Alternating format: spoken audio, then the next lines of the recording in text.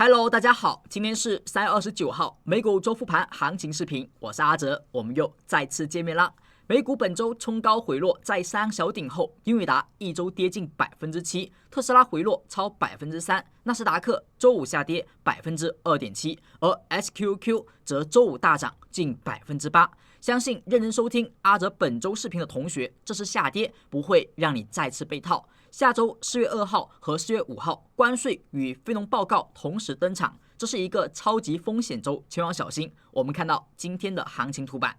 我们先来到本期视频的行情目录。本期视频是纳斯达克指数市场观察第159期。阿哲依旧会通过以下的3个部分来讲解本期视频行情观点。那么第一部分，阿哲依旧会观察目前的美股环境，纳指当前的风向究竟是多头还是空头？我们会通过2个方面来解析。第一个方向是三阴大跌缩量，第二个方向是空间技术点位的计算，日内高点低点支撑压力，目前短线多头和空头谁占主导。第二部分开始，我们会讲解特斯拉和英伟达空间资金动能3维度的技术分析。而在第3部分，阿哲会讲到 SQQ、纳指金融、Meta、苹果、MSTR、PLTR、博通、谷歌、SMCI、拼多多等以上10只标的他们的短线策略。如果您是新同学，阿哲这里要做一个提醒，因为阿哲所解析的标的是比较多的，所以一般视频时长会较长。如果您不适应长视频的观看，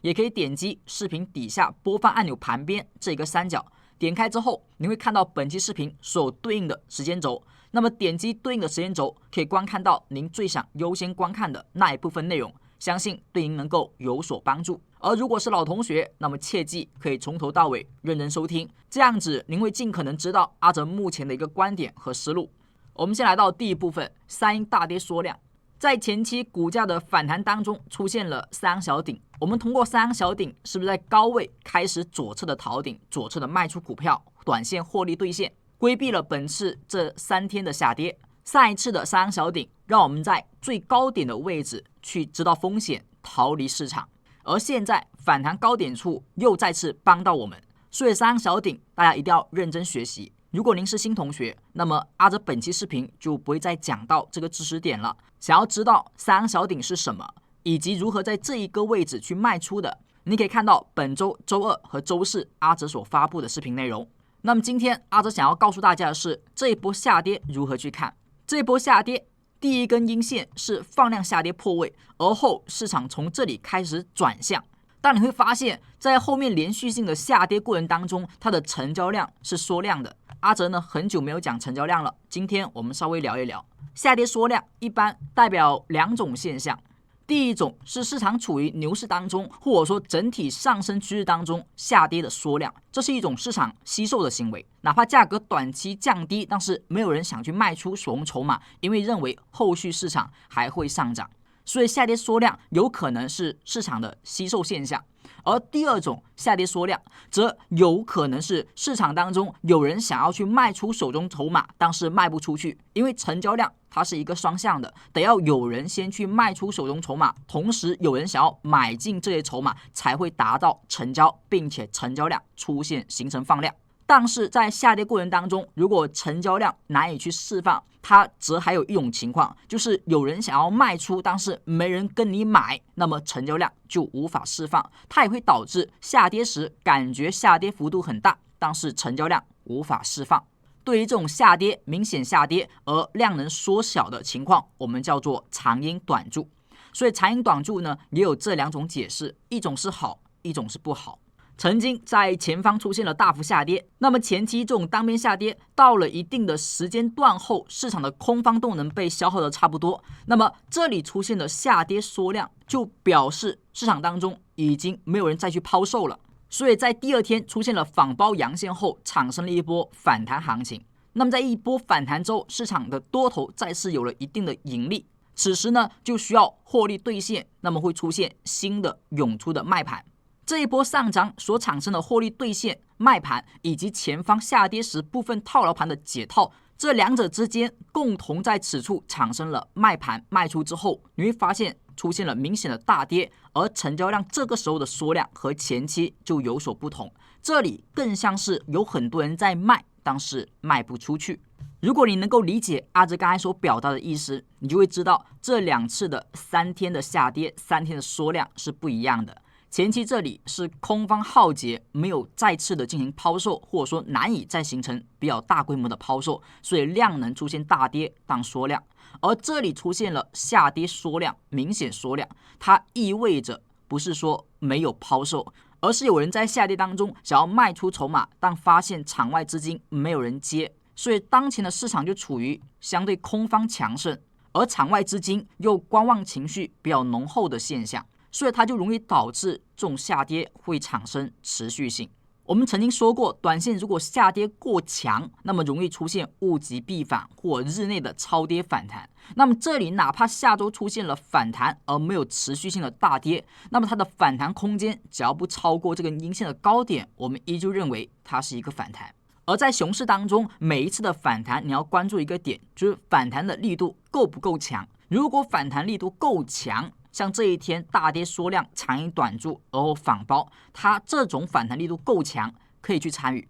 但像这一个位置防守阴后的反弹，我们说就没有必要去博弈这种反弹，因为你不知道它的反弹力度究竟如何。它除非能够把这根阴线突破，我们说反弹力度还行，可以去参与。但很明显这一天是个10日星，所以千万不要在昨天卖出之后立马在这一天去买入做多，不然的话可能就真的是火中取栗，立马再次被活埋。那包括现在这一根阴线也是如此，在大跌之后，你说下周会不会周一周二出现反弹呢？有可能，但只要反弹的力度不够，任何的反弹都是空方的燃料，都会导致市场再次的下跌。所以只要反弹力度不超过周五这根长阴短柱的高点，我们都不要轻易去做多，都属于熊市反弹区间。这是目前阿哲对于指数环境的一个判断。只要你看懂了目前的大环境，纳指整体的方向，你的策略定好了，那么在操作上就不会出太大的错误。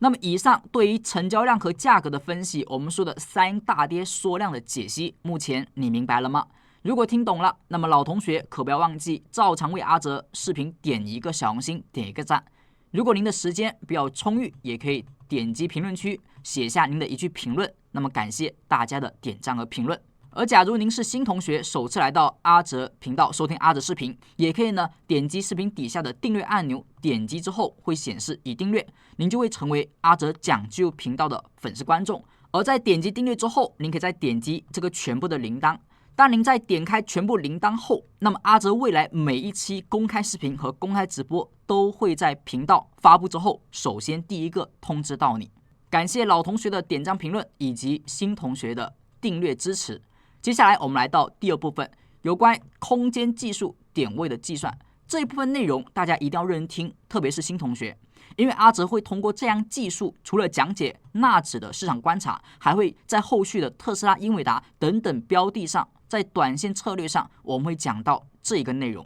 以此去分析短线的多空强弱。现在我们看到这个图板，在这个图板的左侧是阿哲在每天美股盘前都会更新的一则 Telegram 盘前解析信息。只要您是今天刚订阅阿哲的同学，都有机会能够体验得到这一条福利短信。我们来看到昨天阿哲所发布的这条信息，一般呢会分为2个部分啊。第一部分是阿哲目前的主观判断，下方的这一部分则是点位的测算。那么在3月28号的盘前解析，阿哲是在香港时间4点所更新的。阿哲有讲到，纳指防守阴后是如期反弹，但是反弹力度不强，因为它是一根10日星，而它的收盘价同时也跌破了3月26号防守阴线的低点，这是一个多头很弱势的表现，所以空头占优，别轻易看多做多，我们应该去寻找空方的机会。当然了，这里中概股、纳指金融这等等呢，可以看到多头的方向，但是要小心，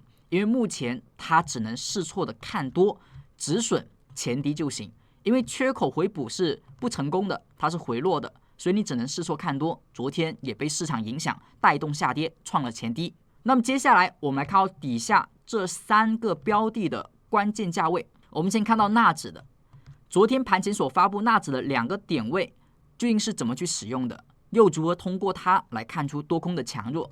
现在我们看到右边，在这个右边图表当中是纳指的日线图，而在日线图当中有一些红灯和绿灯，像看到这个位置，如果 K 线底下标记红灯，说明阿哲在盘前发布的信息当中那一个预测低点日内的支撑被收盘跌破了，那么就是红灯。当你发现在某一波行情当中，大部分时间内日内的预测低点都是能被跌破的，这种下跌的力度是很是强劲的。而股价出现绿灯的时候，则意味阿哲给到的盘中预测高点压力是被收盘突破的，那么说明多方强势，和红灯就相反，股价后续是有机会出现上涨的。在红绿灯当中有一些简单的买卖点，第一个就是如果下跌时出现了绿灯，而第二天立马走为红灯，说明是一个下跌后的反弹再次下跌的过程，所以红灯呢为做空点。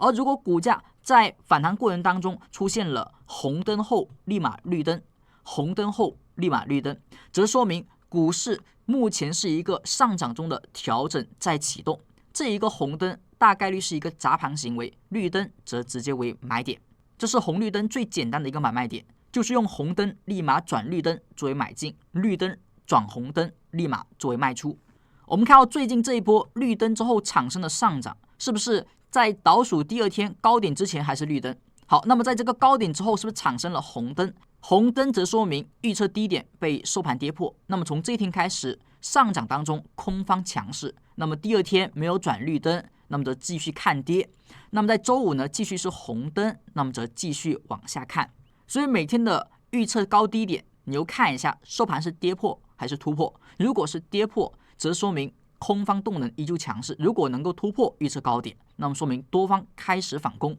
所以在昨天的盘前信息当中，我们有讲到在红灯之后，其实不管是特斯拉、纳指还是英伟达，都是要开始维持看跌了。那么你就懂得这里所说的还没绿灯是什么意思。纳指金融虽然说出现了反包阳线，但其实它还没有出现多头异常强势的 K 线，也就是说还没有绿灯，所以只能试错看多。这一个点位阿哲每天都会去更新，那么你看到这个最新的点位是下周周一的时候你要去关注的。如果您不在 Telegram 的学习小组，那么您只是看了阿哲的视频，那么这个点位下周一你要把它记好了。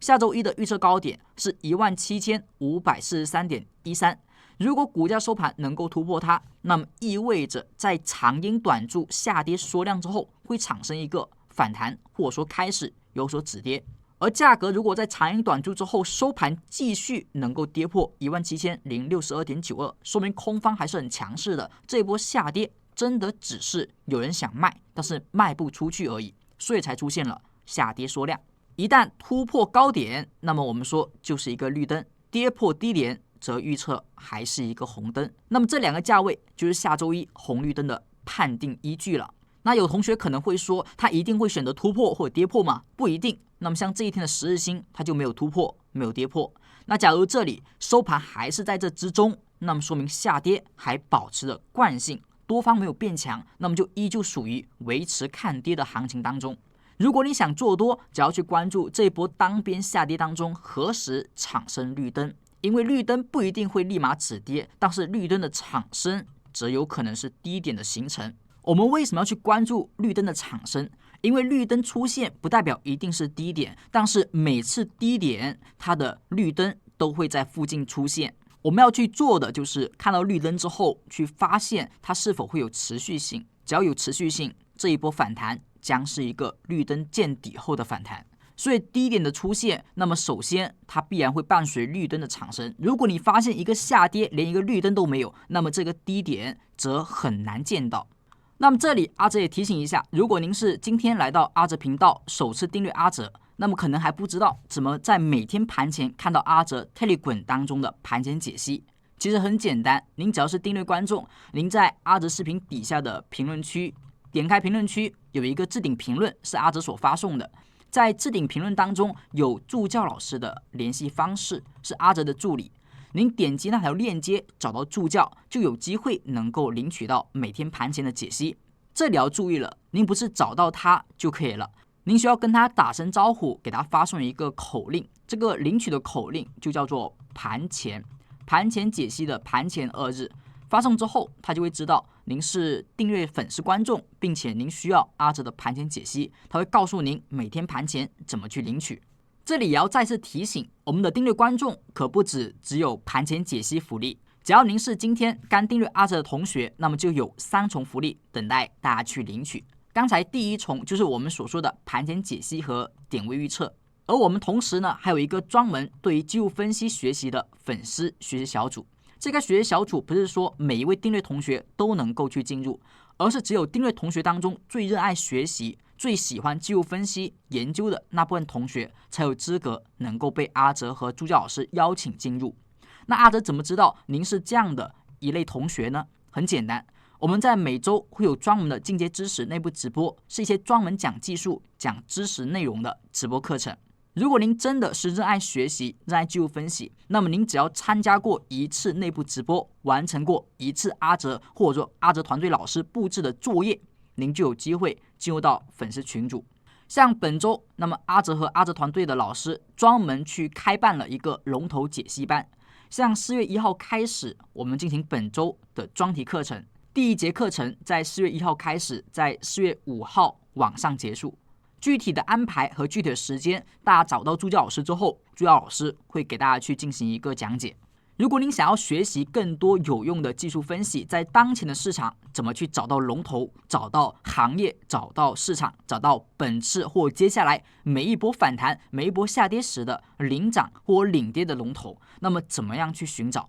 这是在我们本期龙头解析班当中要去进行研究的一个方向。如果您有兴趣，那么阿哲希望我们可以一起学习，一起的去发现下一个市场的龙头在哪里。所以大家在找到助教老师之后，如果您想要参与这套课程，那么您除了给他发送盘前，您也可以顺便发一个报名这2个字给到助教老师。那么他收到报名的2个文字之后，他就会知道您想参加最新的这一套龙头解析班的课程。接下来我们来到第2部分，对于市场的指数环境有了一定的认识之后，我们来到第2部分，来看到具体个股特斯拉和英伟达空间、资金、动能3个维度的分析。我们先看到第1只标的是特斯拉。本周的特斯拉基本是属于领涨的地位，市场当中出现了一波明显的反弹上涨，本周是大幅的上涨，哪怕出现3天的回落，其实在这一周内它也还是保持有 6% 以上的涨幅。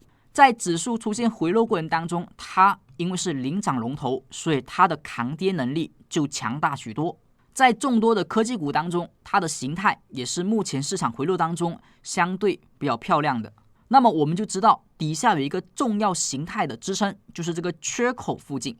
在特斯拉出现一根阴线去跌破这个缺口区间之前，我们对特斯拉还能抱有一些波段再次上涨的期待。我们再看到空间方面，在前期的视频当中，我们有讲过，市场267.92、257.34是一个支撑价位。如果前面这个高开高走连续3天的上涨，它是有效突破了前面的区间，那么这一波的回落对于这个区间应该是有支撑的。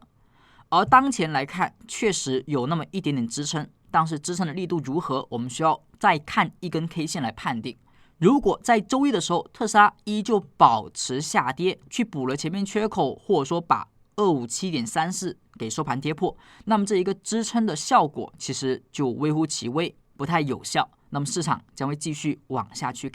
看到233.04，亦或者是229.201，这是一个极限的区间位置。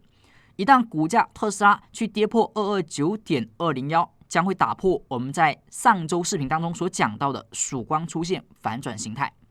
一旦229.201被打破，那么特斯拉这一波反转就是玩笑而已，后续的价格依旧会再创新低，再次往下去走。所以当前呢，我们要关注在本次回落当中它的一个支撑的效果，千万不要在下跌时，你说阿哲说这个257.34有支撑，你直接昨天就买进。大家注意了，不要去随便的买在阴线上，而支撑的有效与否，至少等待日线出现止跌阳线，我们再去判定。如果它一直保持阴线，就一定不要去随便抄底，等待某一个支撑上出现阳线，我们再去分析。当然，如果有基金的同学，你去做空特斯拉也不是不行，但是风险会比其他个股要更大。你做空英伟达是不是也比做空特斯拉要安全很多？那么接下来我们看到资金和动能方面的解析，短线上特斯拉怎么去看？当下我们所看到是特斯拉的日线图表，上方是动能 K 线红绿灯，下方是 BBD 的资金指标。在股价本次的反弹当中出现了三小顶，而后因为三小顶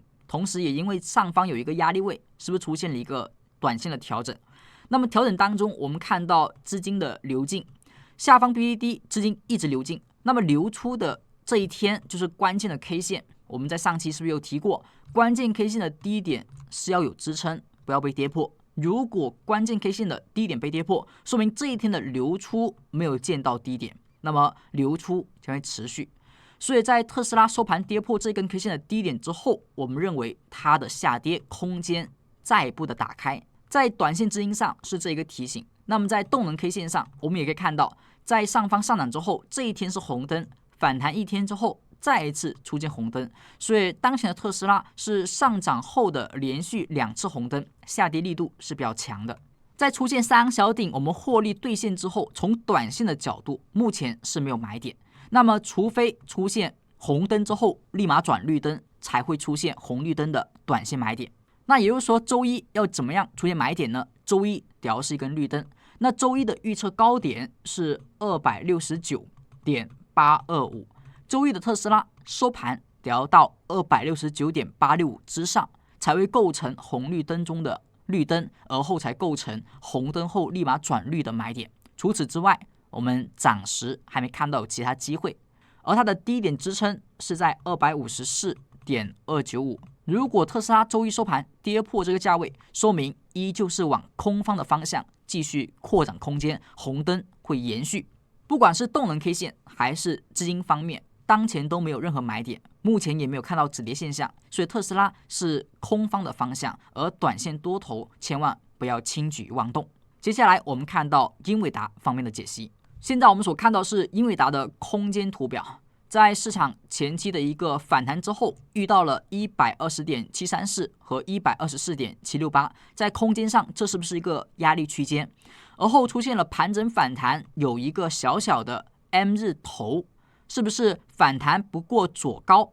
再次的回落下跌，把颈线位破掉了？所以小级别上是出现了一个看空的结构。在上期视频我们有讲过，这根阴线产生之后，则意味着结构走坏，那么英伟达是空方的方向。那么相对比较激进的同学，短线是可以去看空的。我们再看到左侧的这个支撑116这个价位呢，之前被突破之后有所回踩，也产生过一点点支撑，但反弹遇到压力又再次跌破，所以116是有效的跌破。有效跌破，那么往下一个价位看，那么这个价位是谁呢？是103。那么这里呢，阿哲有点偷懒了啊，中间的这个中间位没有算出来。那么同学们，大家如果是方便的话，也可以帮阿哲算一下。如果英伟达上方是116，下方是103，那么中间的中位线支撑应该是多少呢？在之前我们说过，特斯拉的计算方式是不是算出了高点的压力是287.73左右？那么像英伟达这两者之间中位线的支撑是多少？大家可不可以帮阿哲算一下，然后写在评论区当中，你就会看到大体的中间的支撑位是多少。那么在这一个支撑位附近能不能够产生止跌，就类似于这样的一根阴线，而后一根阳线再次的出现上涨。那么这里如果碰到那个支撑位，而后出现止跌，那么是不是空单短线就要获利兑现，要小心它下一步的反弹呢？那假如这个位置继续被阴线跌破，那你就可以继续往下去看，看到103。接下来我们来讲一下资金和动能方面。现在大家所看到的是英伟达的动能 K 线和资金表现。我们看到底下的 BVD 资金，它是不是出现了一个明显的下穿动作？下穿 K 线是这一天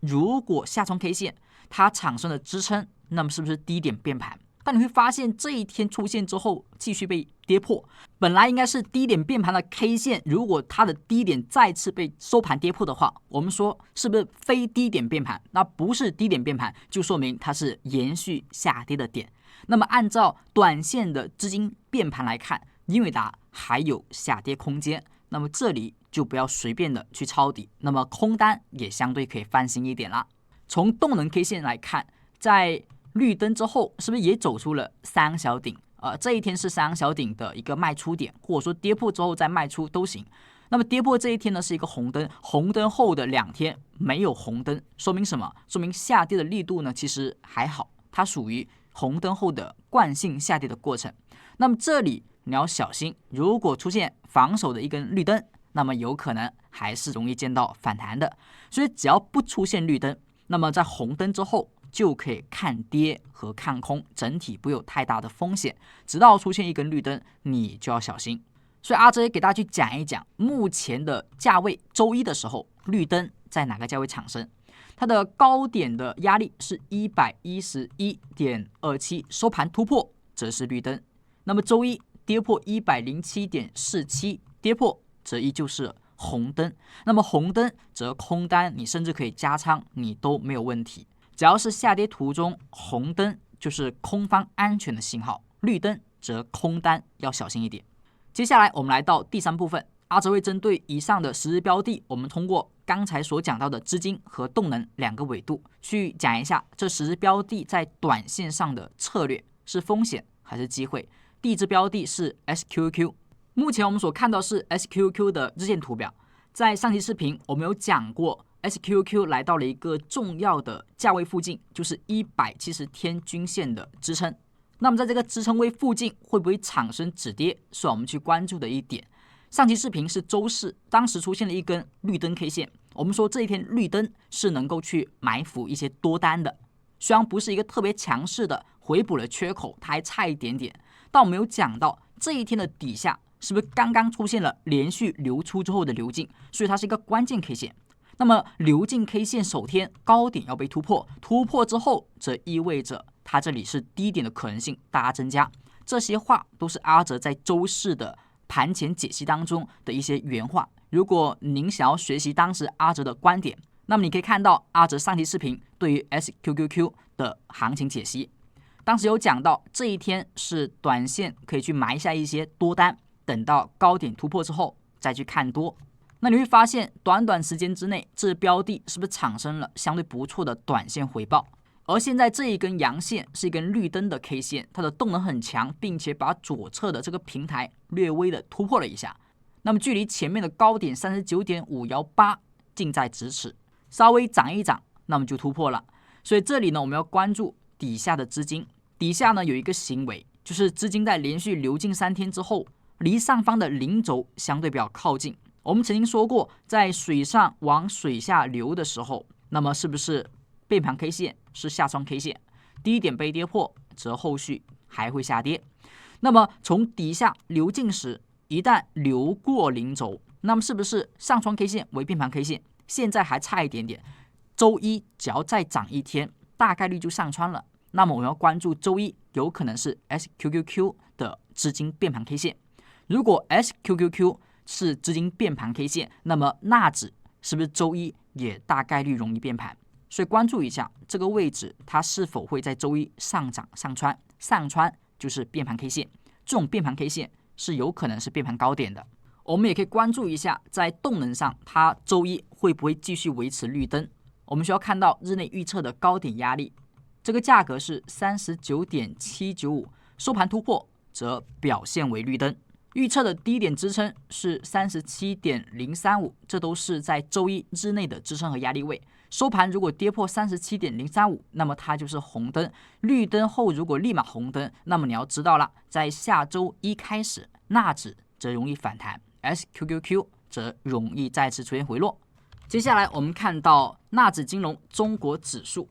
在这一波下跌当中，你会发现是不是连续的下跌，但是一个绿灯都没产生。所以在昨天的盘前解析，阿哲虽然说纳指金融可以去看一下多头的方向，因为出现了反包，但只能试错去买进，要小心，因为它还没有绿灯。那么这一波下跌当中没有绿灯，则低点产生的可能性是比较低的。我们之前说了，绿灯的出现虽然不一定就绝对是低点，绝对能够上涨，但如果一波下跌连绿灯都没产生，那么这个低点的形成可能性就微乎其微。所以目前的纳指金融中国指数这波下跌还是出现连续的红灯，所以它也还没有绿灯，那么就还要小心。当前从价格的表现上，下穿 K 线是这一天，那么它的低点是不是被阴线跌破，而且是明显的一半实体阴线跌破？所以前面低点它不是低点变盘，只是一波小反弹。那么再次的破位，则意味着纳指金融中国指数还没见到低点。那么下方则还有下跌空间，这是从资金层面上我们所得知的。从动能上呢，还没有绿灯，那么就依旧还有所风险。我们看一下周一有没有机会能够产生绿灯。目前它的高点压力是7792.34，收盘突破才会是绿灯，难度还是比较大的。它的低点支撑7605.37，收盘跌破，这依旧是红灯，那么就依旧不言底。我们再看到 Meta 整体的走势在昨天也是出现了一个明显的大幅的阴线下跌，那么也把170天的均线给跌破了。这个结构之前我们说还不错，但现在呢，它也产生了破位。在上期视频我们说过 Meta 其实有那么一些做空的选项，因为市场出现了明显的三阳小顶，而后三阳小顶之后出现了绿灯转红灯，我们说这是一个最简单的卖点或者说看空点，上涨反弹绿灯转红灯在2天之内完成，那么这一天是不是一个看空点？只要是在下跌行情或者说在熊市当中，我们就关注绿灯之后有没有立马转为红灯，绿灯后立马转红灯就是看空点。只要是下跌行情，绿灯立马转红灯就是看空行情。在下跌行情走势当中呢，出现了红灯转绿灯，它虽然是看涨，但因为整体呢是处于熊市，那么这种看涨则会弱一些，不如看空的信号强。所以这里再次出现了绿灯转红灯，我们上期说过，这是一个卖点或者说做空点。而当前的股价走势，底下的资金这一天是上穿的，上穿之后是不是没有有效突破，把它跌破，所以它是一个上穿高点变盘。那么价格当前离下穿只差一点点，在下周周一周二略微跌一跌就下穿了。所以美股市场4月2号除了在我们的消息上是关税的重要事件，在技术面上有很多个股其实在下周周一周二也会出现下穿资金变盘，很多还都是低点变盘，所以这一点要注意了。而我们也可以看到它的动能 K 线是不是红灯，明显的大跌而后产生红灯很正常。那么我们再看到当天在周一的时候预测的高点压力是589.245，它的低点支撑是561.415，收盘突破预测高点则是绿灯，收盘跌破预测低点则是一个红灯，这是周一可以去关注的点位。下面我们看到 AAP 了，苹果目前的走势就偏空很多了，在一波反弹之后产生了多个卖出的信号，这一天是绿灯而后红灯，绿灯而后红灯，按照拆解来说，其实是不是出现了2次的卖出的信号，绿灯之后立马转为红灯。而在另外一个信号是变盘的信号，这个位置是绿灯红灯绿灯，当出现3根 K 线连续转灯时，我们说这是一个变盘信号，那么它的信号方向则由下一根 K 线来判定，它的下一根是下跌的，所以后续变盘应该是高点而后看跌。像前面这里红灯之后转为绿灯，是不是买点？股价看涨。那么这个地方出现了绿灯红灯绿灯，是不是3天连续转灯，所以变盘产生，下一根 K 线是上涨，所以方向向上，但是力度不强。这里出现了变盘看跌，所以苹果接下来的方向在动能 K 线上变盘是看跌的。在底下资金上来看，连续的流进上穿 K 线是它出现之后呢，没能有效突破，形成了高点变盘。而这一天是流出 K 线，流出 K 线的首天为关键，它的低点如果再次的被收盘跌破，那么更可以去意味着这里方向会往下。苹果也是相对纳斯达克指数本次的反弹而言，回落时比较扛跌的。但是有些股票扛跌后能够上涨，有些股票扛跌之后却是补跌，所以苹果究竟是哪一种？你要看一下接下来的走势。如果收盘价把它低点再次跌破，那基本上要看一个补跌，那么下面还有比较多的下跌空间，就要小心。那么从 K 线上来看，我们要看一下周一是否会再次转灯。我们看到它的预测高点，周一的时候220.855，收盘突破，它这个压力则是一个绿灯，收盘跌破214.725，跌破这个价位则是继续的红灯。那么也毋庸置疑，当再次出现红灯时，是不是再次意味变盘将是向下的？现在我们来到 MSTR， 昨天当天下跌10.84%，接近14个点。那么这一个下跌也是在三小顶周产生，是吧？价格股价走势出现了3根阳线，第3根阳线是三小顶，而后转出了红灯，虽然是有长下影线，但是不是还是红灯？而价格出现了回落。这里要注意了，这一根 K 线的回落和前面这根 K 线在资金层面上它是差不多的，它离下方的零轴都很是靠近。之前我们说过，这个位置怎么见到低点怎么买进的。一个呢是 K 线的动能上是红灯后的绿灯为买点，在资金上是不是出现了下穿 K 线，而后能够被突破？所以当前的 MSTR 也是如此，这里会不会又是一个低点，又是个回调买点？那是不是可以看一下 BVD 资金？如果周一周二再次下跌，基本就下穿，那下穿的那一天 K 线后能不能够出现绿灯，或能不能出现止跌上涨，就是关注的对象。说不定前面错过这一个买点的同学，错过这一个买点的同学，在这里将可能再出现类似的买点。这个买点时间上应该在周一周二，那么在价格上，周一我们看一个价格高点的压力305.105，股价收盘突破它才会是绿灯。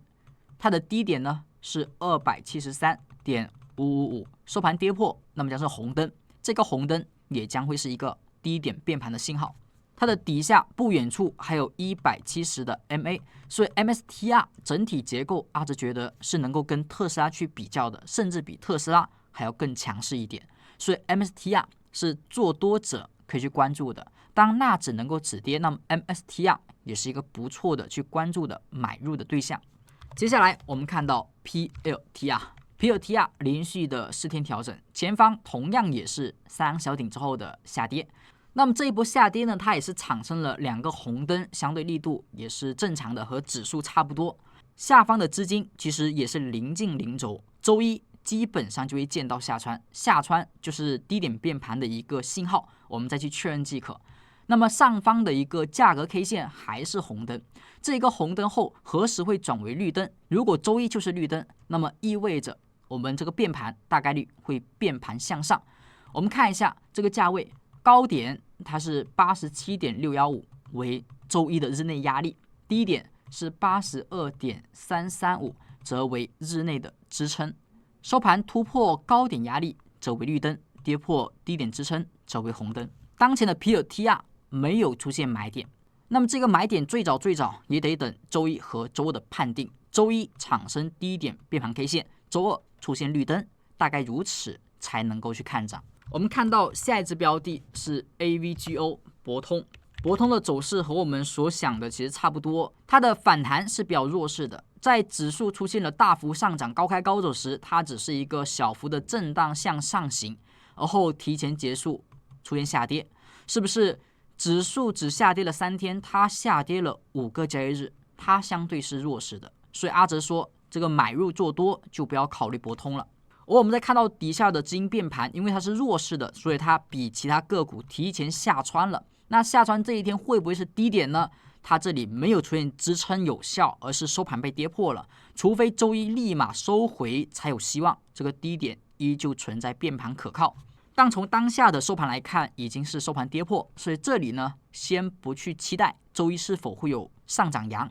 你就依旧认为它是弱势的，还没有走强即可。那么在 K 线上呢，这个下跌连续的5天的阴线，而它的红灯有连续的2根。当前虽然出现了一个影线在前方低点变盘附近产生，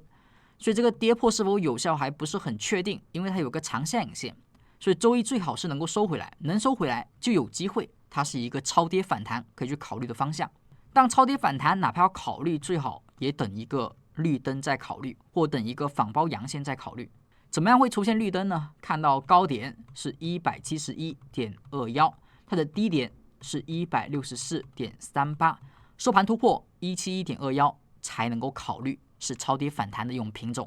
下面我们看到谷